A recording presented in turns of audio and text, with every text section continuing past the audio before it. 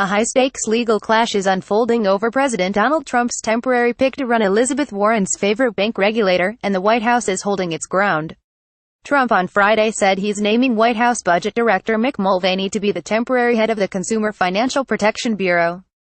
The announcement came hours after outgoing CFPB Director Richard Cordray said he was tapping a deputy to run the agency on an acting basis, a move widely seen as an attempt to prevent the White House from naming a successor. The CFPB has been a total disaster as run by the previous administration's pick, the president said on Twitter late Saturday. Financial institutions have been devastated and unable to properly serve the public. We will bring it back to life with two officials having been appointed to the same post. It's unclear who'll be in charge of the consumer regulators' more than 1,000 employees when they come to work on Monday. It's possible the dispute will play out in the courts for months until a permanent successor is named and confirmed by the Senate.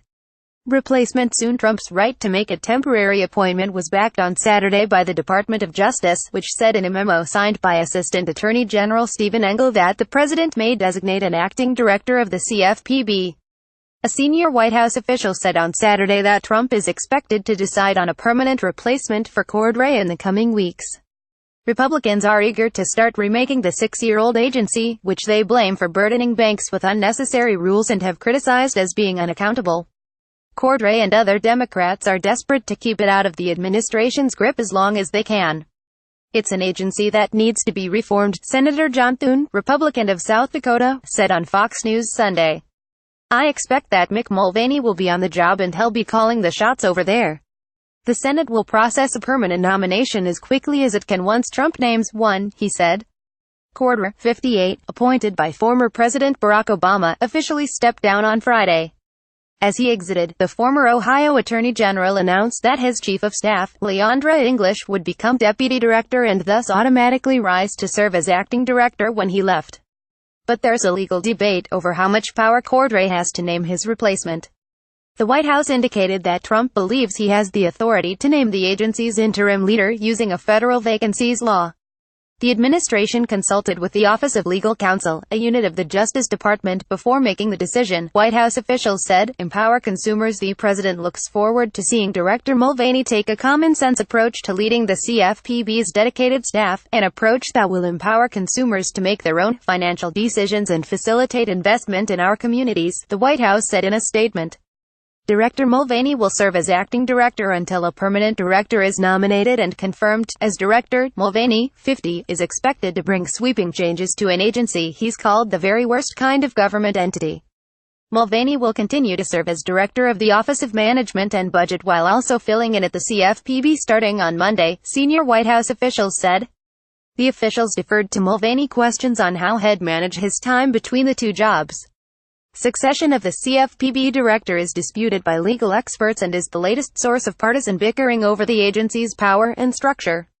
The Dodd-Frank Act states that the deputy director is in charge in the absence or unavailability of the director.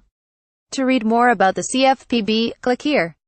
Democrats including Cordray and Senator Warren of Massachusetts, who's credited with having helped create the CFPB, believe that means English, a senior advisor to the during the Obama administration, is now in charge. On the other hand, a federal vacancies law allows the president to name a temporary head of an agency when the director resigns. The White House believes the Vacancies Act takes precedence.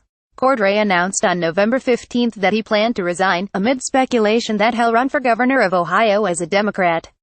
The role of deputy director had been vacant for months before Cordray named English, a move that banking industry lobbyists says creates uncertainty in the marketplace and illustrates the flaws of having just one person in charge of the bureau. This is absurd that we may have a pay-per-view event when Mulvaney walks in on Monday, Consumer Bankers Association President Richard Hunt said in an interview.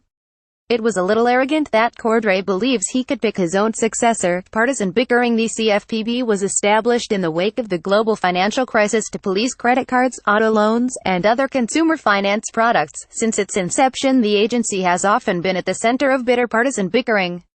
Democrats, led by Warren as special advisor to the CFPB before its launch, have praised the agency for returning billions of dollars to harmed consumers. Republicans call it a rogue entity with a leader that wields too much unchecked power. Warren backed Cordray's move to appoint his deputy. She wrote on Twitter late Friday that the Dodd-Frank Act is clear. If there is a CFPB director vacancy, the deputy director becomes acting director. Donald Trump can't override that. Donald Trump can nominate the next CFPB director, but until that nominee is confirmed by the Senate, Leandra English as the acting director under the Dodd-Frank Act, Warren wrote, with assistance by Margaret Talev.